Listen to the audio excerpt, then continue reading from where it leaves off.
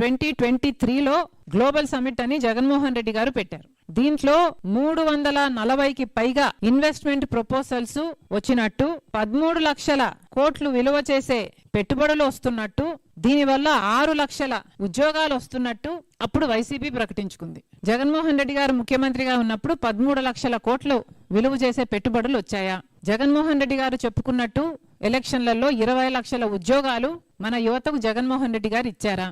గత 11 సంవత్సరాలుగా ఇలా నాయకులు వస్తున్నారు, ముఖ్యమంత్రులుగా సమిట్లు పెడుతున్నారు, ఎంఓయూలు సంతకాలు పెడుతున్నారు, లక్షల కోట్లు విలువ చేసే పెట్టుబడులు వస్తున్నాయని చెప్తున్నారు, లక్షల మందికి ఉద్యోగాలు ఇచ్చేస్తున్నామని చెప్తున్నారు. కానీ కనీసం 10% కూడా ఇది రియాలిటీలో రిఫ్లెక్ట్ అవ్వటం లేదు. ఇన్ని లక్షల కోట్లు, 19 లక్షల కోట్ల రూపాయలు చంద్రబాబు గారు ముందు టర్మ్ లో పెట్టుబడులు వచ్చున్నా మన రాష్ట్రం ఇలా ఉండేది కాదు.